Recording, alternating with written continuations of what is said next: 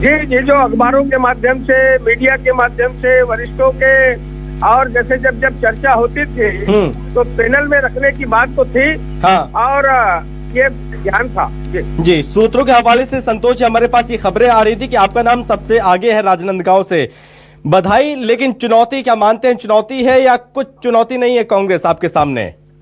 कांग्रेस कहीं चुनौती नहीं है। माननीय नरेंद्र मोदी जी के जो कार्य हैं वो, मैं ये कहूंगा कि अवसर मिला था कांग्रेस को, वो लंबा समय राज कुछ नहीं जी 30-50 साल के काम में 100 साल के पुराने कामों को करने का। ठीक है संतोष जी, बहुत धन्यवाद आपका हमसे बातचीत करने के लिए। और इस बीच हमारे साथ जुड़ रहे हैं ब्रजमोहन अग्रवाल जी, जो कि रायपुर से प्रत्याशी बनाए गए हैं। ब्रजमोहन जी, बहुत स्वागत है सर आपका। शायद यहां पर संपर्क नहीं हो पा रहा, एक बार फिर से संपर्क करने की कोशिश करेंगे और उनसे बातचीत भी करेंगे। सुधीर जी, मैं आपके पास वापस लौट रहा हूं। सुधीर जी, तो अभी आपने यहाँ पर प्रत्याशी से बात भी की और इस बीच मैं इस लिस्ट में देख पा रहा हूं कि साध्वी प्रज्ञा सिंह का टिकट काट दिया गया, जो कि हम पहले से लगातार ये कह भी रहे थे। सुधीर जी, मैं आपके पास लौटूंगा। इस बीच वैभव श्री पांडे हमारे साथ बने हुए हैं। वैभव, 11 के 11 नामों का ऐलान कर दिया गया, प्रत्याशी बना दिए गए हैं। बिल्कुल, और इसमें सबसे जो महत्वपूर्ण नाम है वो रायपुर लोकसभा से है, जहां से ब्रिजमोहन अग्रवाल को उम्मीदवार बनाया गया है। और ब्रिजमोहन अग्रवाल जी आपको नज़र भी आ रहे हैं और अभी इस वक्त वो बातचीत कर रहे हैं, हम भी बातचीत करेंगे उनसे। अभी उन्होंने बातचीत जब की तो उन्होंने कहा भी कि पार्टी की तरफ से जो जिम्मेदारी दी गई है उस जिम्मेदारी के लिए वो पूरी तरह से तैयार है। जो भी निर्देश होता है केंद्रीय नेतृत्व का, उसे एक कार्यकर्ता के रूप में स्वीकार किया जाता है। तो मैं भी, अगर मुझे लोकसभा चुनाव लड़ाया जा रहा है तो उसके लिए मैं तैयार हूँ। और जो भी जब हम बात कर रहे थे इससे पहले, जब सूची आने से पहले ब्रजमोहन अग्रवाल का मैंने जिक्र किया था, उसको लेकर भी आप जानकारी दे रहे थे कि अंदर खाने ऐसी खबरें हैं, कोई विरोध नहीं होगा, सब उनके नाम से सहमत होंगे। और बात करते ही करते कुछ देर के बाद उनके नाम का ऐलान भी कर दिया गया। बिल्कुल बिल्कुल, आप जो बात कह रहे हैं वो सच है कि अभी तक के जितने भी विधानसभा चुनाव ब्रिजमोहन अग्रवाल ने लड़े हैं वो सब के सब उन्होंने जीत उसमें हासिल की है। रायपुर दक्षिण सीट से वो प्रतिनिधित्व करते हैं और एक भी चुनाव वो नहीं आ रहे हैं। एक अजय योद्धा के तौर पर छत्तीसगढ़ में उनकी एक पहचान रही है और उन्हें एक संकट मोचक भी माना जाता है। उन्होंने बहुत सारे चुनाव का संचालन भी किया है, दूसरे राज्यों में भी वो। बिल्कुल, वैभव आपके पास ही मौजूद है ब्रजमोहन अग्रवाल, जल्दी से कोशिश करिए अगर बातचीत उनसे हो जाए, उनका क्या कहना है?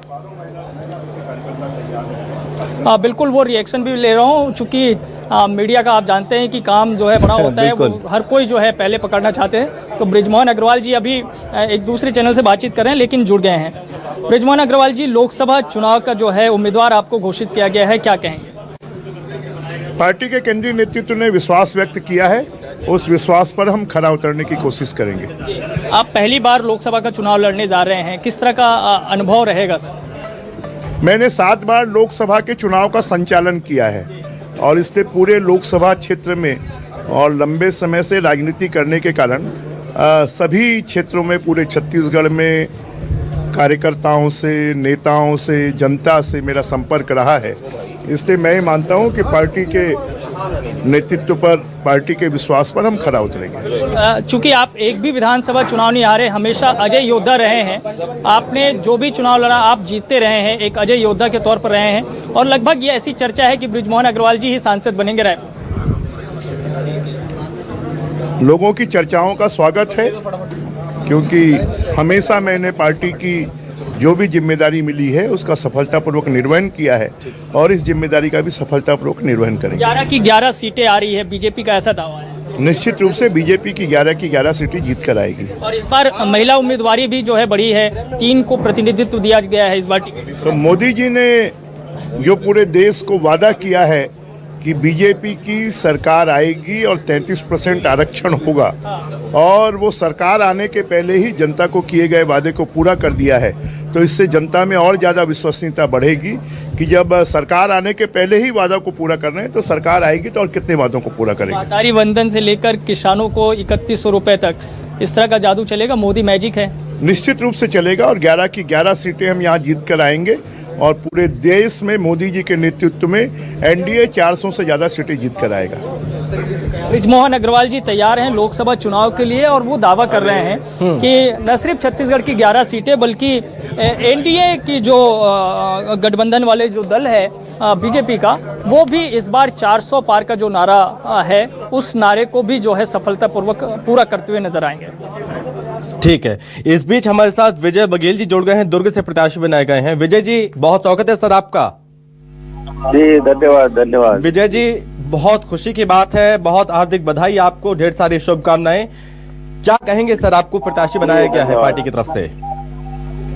मैं आपके माध्यम से हमारे राष्ट्रीय नेताओं को, माननीय मोदी जी, नड्डा जी, अमित शाह जी, इन सभी को बहुत बहुत धन्यवाद देता हूं। हमारे प्रदेश के सभी नेताओं को, माननीय विष्णुदेव जी, किरण देव जी और सभी नेताओं को, और दुर्ग के जनता जनार्दन और यहाँ के कर्मठ कार्यकर्ताओं के आशीर्वाद के बदौलत फिर से एक बार पार्टी ने एक अपने सेवक के रूप में आज यहाँ मौका दिया है, उसके लिए मैं सदा आभारी रहूंगा जी। और जिस विश्वास के साथ यहाँ फिर से एक बार मुझे मौका दिया है, उस विश्वास में हम खड़े उतरेंगे। यह आश्वासन भी हमारे शीर्ष नेताओं को देता हूँ। जी विजय जी, चूंकि पाटन में वो करिश्मा नहीं चल पाया था, क्या इस बार लोकसभा में जादू चल पाएगा? कितनी उम्मीदें हैं सर आपको?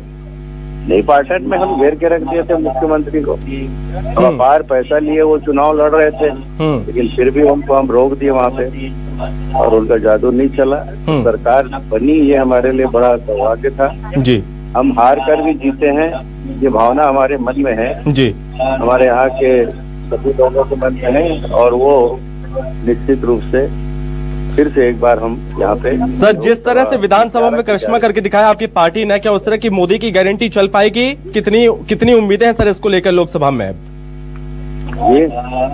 ये कितनी गारंटी, मोदी की गारंटी क्या कामयाब होगी लोकसभा चुनाव में? गारंटी है जो हम विधानसभा में वादे किए थे, लगातार उसको पूरा कर रहे हैं जी। और छत्तीसगढ़ की जनता का विश्वास जो कथनी है और करनी है, वो भाजपा का एक मूल वाक्य है जी। हम मोदी की गारंटी सदा लोगों के दिल में बसा हुआ है। विजय जी, एक आखिरी सवाल, किसको धन्यवाद देंगे? पार्टी ने आप पर भरोसा जताया, किसको धन्यवाद देंगे? मैं पहले ही दे चुका हूं। हमारे माननीय, सबसे पहले तो हमारे शीर्ष नेता माननीय नरेंद्र मोदी जी को, राष्ट्रीय अध्यक्ष नड्डा जी को, अमित शाह जी को और सभी केंद्रीय समिति को, साथ ही साथ प्रदेश के हमारे माननीय मुख्यमंत्री, प्रदेश अध्यक्ष, सबको, और हमारे क्षेत्र की जनता जनार्दन का अपार प्रेम मिला। यहाँ के हमारे कर्मठ कार्यकर्ताओं का भाजपा के मिला जो दुर्ग के, उसके बदौलत ही राजकीय नेताओं ने मुझे एक बार फिर से मौका दिया। सर, पिछली बार से ज्यादा इस बार ज्यादा सीटें, मतलब कि ज्यादा वोट मिलने के पूरी उम्मीद सर? निश्चित रूप से छत्तीसगढ़ में सर्वाधिक मत से दुर्ग लोकसभा को जीते थे जी। इस बार उससे भी ज्यादा मतों से जीतेंगे। अब तो हमारी सरकार है, पहले कांग्रेस की थी, और मेरे लोकसभा में मुख्यमंत्री, गृह मंत्री, कृषि मंत्री, पीएचई मंत्री और 8 कांग्रेस के विधायक